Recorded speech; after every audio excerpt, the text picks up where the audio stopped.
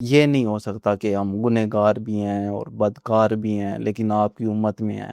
یہ سینٹ پال کے فلسفے، ان کی اسلام میں بالکل بھی گنجائش نہیں ہے۔ سود کے خلاف اللہ اور اس کے رسول کا جہاد ہے تو جہاد کا اعلان ہوگا۔ اب اللہ کا حکم آ رہا ہے چور کا ہاتھ کاٹ دو، تو آپ کے ذمہ کیا فرض بنتا ہے کہ آپ مصلی پہ بیٹھ جائیں اور بیٹھ کے یہ بات ریپیٹ کرنا شروع کر دیں، چور کا ہاتھ کاٹ دو، چور کا ہاتھ کاٹ دو، اینڈ سو ریپیٹ اٹ۔ ایک منتر بنا لینا اور اس کو پڑھتے جانا۔ تو اسلام کوئی وحشیوں کا دین نہیں ہے، یہ اس کائنات کے خالق کا بتایا ہوا ایک مکمل نظام ہے۔ سلطنت عثمانیہ کی عدالتوں کے ریکارڈ آج بھی موجود ہیں۔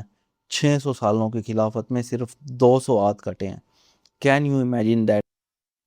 اعوذ باللہ من الشیطان الرجیم، بسم اللہ الرحمن الرحیم۔ ڈاکٹر محمد اسرار احمد کی ایک کتاب ہے دینی فرائض کا جامع تصور۔ مختصر سی کتاب ہے، آج ہم اس کا مطالعہ کریں گے، اور کتاب میں ایز اٹ از نہیں پڑھوں گا، کوشش کروں گا آسانی سے آپ کو سمجھا سکوں۔ فرماتے ہیں کہ دو چیزیں انسان کے عمل کو مکمل بناتی ہیں، پہلا انسان کا ارادہ ہے اور دوسرا اپنے ذمہ فرائض کا صحیح شعور اور صحیح تصور۔ ہم اللہ کو اس کی توحید کے ساتھ مانتے ہیں، ہم اللہ کو اس کے شریک کی نفی کے ساتھ مانتے ہیں، ہم حضرت محمد صلی اللہ علیہ وآلہ وسلم کو اللہ کا آخری رسول نبی مانتے ہیں، ہم موت کے بعد کی زندگی پر پورا ایمان رکھتے ہیں۔ اب اپنی زبان سے اس بات کی شہادت دے دینے کے بعد، اپنی زبان سے یہ اقرار کر لینے کے بعد اور اپنی زبان سے یہ گواہی دے لینے کے بعد، اس کلمہ شہادت کا لاجیکلی تقاضا یہ ہے کہ اللہ اور اس کے رسول کے احکام کی اتباع کی جائے۔ اللہ اور اس کے رسول کے حکم ہمارے سر آنکھوں پر ہوں گے۔ فرماتے ہیں کہ ان احکامات کے سلسلے میں چند ایک بنیادی باتیں ہیں، اور ان بنیادی باتوں کے ساتھ وابستہ چند ایک لازمی باتیں ہیں۔ پہلی بنیادی بات تو یہ ہے کہ اللہ اور اس کے رسول کے حکم پر عمل کیا جائے۔ دوسری بنیادی ضروری بات یہ ہے کہ اللہ اور اس کے رسول کے حکم کو آگے پہنچایا جائے، چاہے ایک بات بھی معلوم ہو۔ تیسری بنیادی بات یہ ہے کہ اللہ اور اس کے رسول کے احکام کی خلاف ورزی ہمارے آس پاس، ہمارے علاقے میں جہاں پر بھی اللہ کے اور اس کے رسول کے احکامات کی خلاف ورزی ہو رہی ہو، وہاں ان احکامات کو قائم کیا جائے، چاہے کوئی ذلت کے ساتھ قبول کرے، چاہے کوئی عزت کے ساتھ قبول کرے۔ اللہ اور اس کے رسول کے احکام پر عمل کرنا، اسے اسلام کہتے ہیں۔ اسلام لفظ کے معنی کافی وسیع ہیں، لیکن اس کے عام معنی جس کو آج ہم ڈسکس کریں گے وہ یہ ہے کہ گردن جھکا دینا، سر تسلیم خم کر دینا۔ انگلش میں اس کو سمجھے کہ سرنڈر کر دینا یا ٹو گیو اپ ریزسٹنس۔ اسلام کے مفہوم کچھ اس طرح بنتے ہیں کہ اللہ اور اس کے رسول کے احکام کو بغیر کسی چون چراں کے قبول کر لیا جائے۔ سورۃ بقرہ میں قرآن میں آیا ہے کہ اے ایمان والو، پورے کے پورے اسلام میں داخل ہو جاؤ۔ مطلب کہ اللہ اور اس کے رسول کے احکام کو مکمل طور پر ماننے کا نام اسلام ہے۔ اس آیت کی روح سے دیکھیں تو وہ استدلال کرتے ہیں اس آیت سے کہ اسلام میں تھوڑا سا داخلہ نہیں ہے، مطلب جزوی طور پر کچھ باتوں پر سرنڈر ہے اور کچھ کے ساتھ سرکشی ہے، کچھ کے ساتھ بغاوت ہے۔ ایسا نہیں ہو سکتا۔ اس آیت میں واضح طور پر یہ پیغام ملتا ہے کہ اللہ اور اس کے رسول کا حکم جو بھی ہے پورے کا پورا لیا جائے گا۔ یہ نہیں ہے کہ تم کتاب کے ایک حصے کو مانو گے اور دوسرے سے انکار کرو گے۔ کتاب کا ایک حصہ جو دماغ کی سمجھ میں آتا ہے اور دل کی پسند میں آتا ہے اس کے لیے تو ہاں ہے، لیکن جو دل پر گراں گزرے اس کے لیے تعویلیں بھی ہیں، اور اس میں سے لوپ ہول ڈھونڈیں اور اس کی مخالفت کریں۔ ایسا نہیں ہو سکتا۔ ایسا اسلام جھوٹ ہے، اور لعنت اللہ علی الکاذبین، جھوٹ بولنے والوں پر اللہ اپنی رحمت نہیں کرتا۔ اس کے بعد آتا ہے اطاعت۔ اسلام لے آنے کے بعد، اللہ اور اس کے رسول کے احکام کے آگے سر تسلیم خم کر دینے کے بعد، سرنڈر کر دینے کے بعد، اپنے آپ کو اللہ کے حوالے کر دینے کے بعد، اب ہم باقی کی ساری زندگی اللہ اور اس کے رسول کے احکامات کی پابندی میں گزاریں گے۔ اطاعت کا مطلب یہ ہے کہ دل کے ساتھ قبول کرنا، دل کی آمادگی کے ساتھ ان کے احکامات کو بجا لانا۔ اس کو اپنا ہے جنوں اور مجھے سودا اپنا، دل کسی اور کا دیوانہ اور میں دیوانہ دل، تو سمجھتا نہیں ہے زاہد ناداں اس کو، رش کے صد سجدہ ہے ایک لغزش مستانہ دل، خاک کے ڈھیر کو اکسیر بنا دیتی ہے، وہ سر رکھتی ہے خاک اس طرح پروانہ دل، عشق کے دام میں پھنس کر یہ رہا ہوتا ہے، برق گرتی ہے تو یہ نقل ہرا ہوتا ہے۔ قرآن میں آیا ہے اللہ اور اس کے رسول کے احکامات کی اطاعت کرو، پھر اگر تم منہ موڑ دو گے تو اللہ کے رسول کے ذمہ صرف صاف صاف پہنچا دینا ہے۔ مطلب وہی انداز بے نیازی ہیں، وہی آل اور نان والی بات ہے، اور یعنی جلال عشق و مستی بے نیازی۔ اب اسلام ہمارے نبی کے ذمہ صاف صاف پہنچا دینا تھا، انہوں نے پہنچا دیا ہے۔ اب اپنی ذمہ داری پر اگر پورے کے پورے اسلام کو قبول کر لینے والے تقاضے کے ساتھ اگر اسلام مطلوب ہے تو لے لو، ورنہ چھوڑ دو۔ کیوں؟ اے، محبت کے لیے دل ڈھونڈ کوئی ٹوٹنے والا، یہ وہ میں ہے جسے رکھتے ہیں نازک آبگینوں میں۔ مطلب یہ نہیں ہو سکتا کہ ہم گنہگار بھی ہیں اور بدکار بھی ہیں لیکن آپ کی امت میں ہیں۔ یہ سینٹ پول کے فلسفے، ان کی اسلام میں بالکل بھی گنجائش نہیں ہے۔ اسلام یہ ہو ہی نہیں سکتا کہ اسلام کو آپ، کیا تم کتاب کے ایک حصے کو مانتے ہو اور دوسرے کا انکار کرتے ہو؟ یہ ہو ہی نہیں سکتا کہ کچھ مانیں گے اور کچھ نہیں مانیں گے۔ اب اس کے بعد آئے گا تقویٰ۔ اسلام اور اطاعت یہ دونوں مثبت طرز عمل کا نام ہے، ایک مثبت رویے کا نام ہے کہ دل سے خوشی خوشی اللہ اور اس کے رسول کے احکامات کو مان لیا جائے۔ لیکن یہی بات اگر ایک منفی اسلوب کے ساتھ بیان کی جائے تو وہ تقویٰ ہوگا۔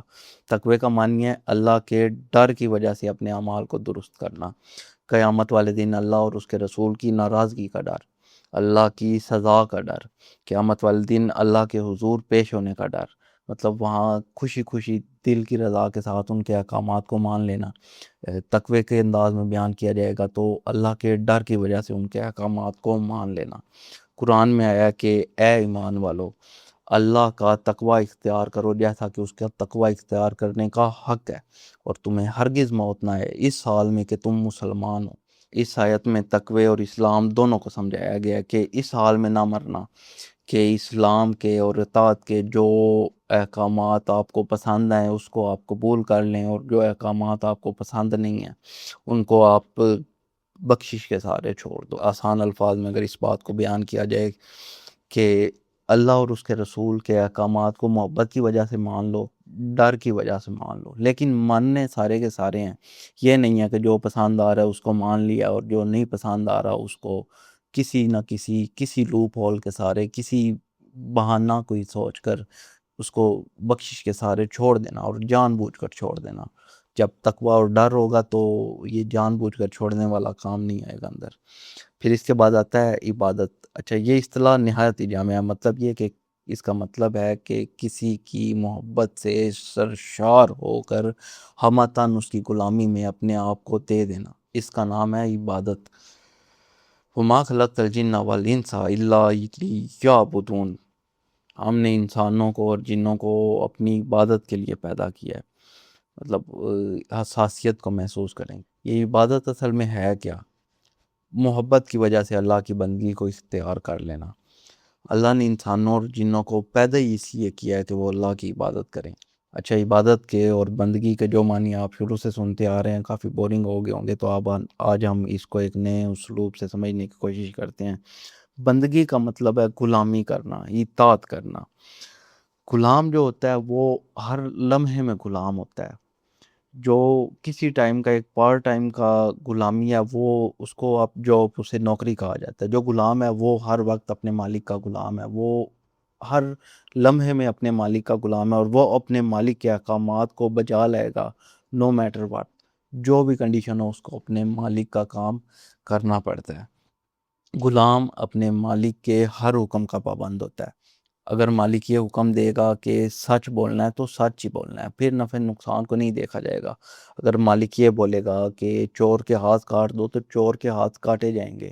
اگر مالک یہ بولے گا کہ سود کے خلاف اللہ اور اس کے رسول کا جہاد ہے تو جہاد کا اعلان ہوگا۔ کوئی کسی انسان کی باتوں پہ لگ کے کوئی کہانیاں نہیں چلیں گی، کوئی فلسفے نہیں سنے جائیں گے۔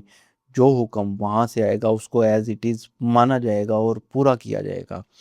اس کی ایک اور مثال بیان کی جاتی ہے کہ اگر آپ کا مالک آپ سے یہ کہے کہ باہر جا کر آپ چور کا ہاتھ ہی کاٹ دو، اسی کی ہم مثال لیتے ہیں کہ اب اللہ کا حکم آ رہا ہے چور کا ہاتھ کاٹ دو، تو آپ کے ذمہ کیا فرض بنتا ہے کہ آپ مصلی پہ بیٹھ جائیں اور بیٹھ کے یہ بات ریپیٹ کرنا شروع کر دیں کہ چور کا ہاتھ کاٹ دو، چور کا ہاتھ کاٹ دو، اینڈ سو ریپیٹ اٹ ایک منتر بنا لینا اور اس کو پڑھتے جانا، یہ اسلام نہیں ہے۔ یہ چور کے ہاتھ کاٹ دینا یہ اجتماعی ذمہ داریوں میں سے، مسلم امت کی اجتماعی ذمہ داریوں میں سے ایک ذمہ داری ہے۔ اچھا، یہ چور کے ہاتھ کاٹ دینے والی بات لوگوں کو سننے میں بڑی ایک عجیب اور ڈراؤنی سی لگتی ہے، مطلب جس کے سامنے بیان کرو وہ ڈر جاتا ہے، اور کچھ اس انداز میں ڈر جاتا ہے کہ جیسے اس کا اپنا ہاتھ کاٹا جا رہا ہے۔ بھئی آپ چور ہو؟ خیر، چور کا ہاتھ کاٹنے کے لیے اسلام میں یہ نہیں ہے کہ جو چوری کرے فوراً اسے پکڑو اور اس کے ہاتھ کاٹ دو۔ چور کے ہاتھ کاٹنے کے لیے سارے فقہ میں کوئی 10-12 شرائط ہیں، وہ پوری ہوں گی تو چور کے ہاتھ کاٹے جائیں گے۔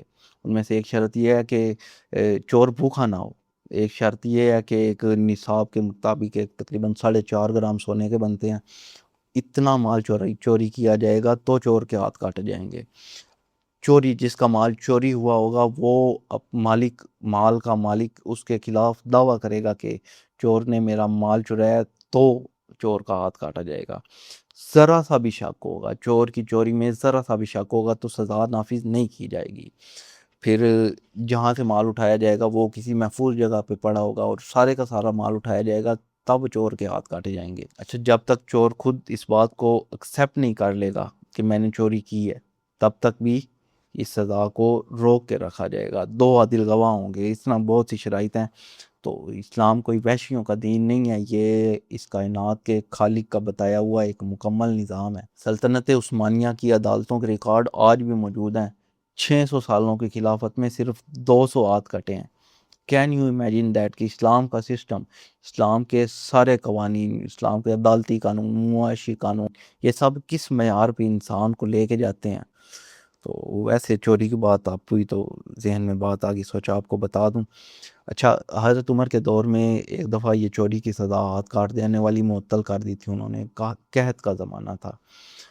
تو اسلام سزا دینے کا دین نہیں ہے۔ اسلامی قانون میں سزا سے زیادہ اہم یہ اصول ہے کہ ایسا ماحول کریٹ کیا جائے کہ چوری کرنے کی ضرورت ہی نہ پیش ہو۔ خیر، یہ تو ایک سائیڈ نوٹ تھا، لیکن عبادت کا مطلب یہ ہے کہ اللہ کی محبت میں اس کے بتائے ہوئے تمام کام، وہ انفرادی ہوں وہ اجتماعی ہوں، وہ عام طور پر عبادت جیسے کہ کلمہ، نماز، روزہ، حج، زکوٰۃ ہوں، وہ بین الاقوامی قوانین ہوں، وہ معاشرتی قانون ہوں، وہ معیشت کے اصول ہوں، وہ پرسنل لاز ہوں، فیملی لاز ہوں، اللہ کی رضا کے لیے، اللہ اور اس کے رسول کے بتائے ہوئے طریقے کے مطابق پوری طرح سے عطا کرنے کا نام عبادت ہے۔ اور بحیثیت قوم مسلمان امت کی یہ ذمہ داری ہے کہ ان احکامات کو پورے طریقے سے پورا کیا جائے۔ زندگی آمد برائے بندگی، زندگی بے بندگی شرمندگی۔ باقی اب یہ ویڈیو تھوڑی سی طویل ہو رہی ہے تو انشاءاللہ کتاب کا باقی سب کوشش کروں گا ایک اور ویڈیو ریکارڈ کر کے تو اسے کتاب کو تو مکمل کر ہی دوں، پہلے بھی ساری ادھوری چھوڑ دی ہیں میں نے۔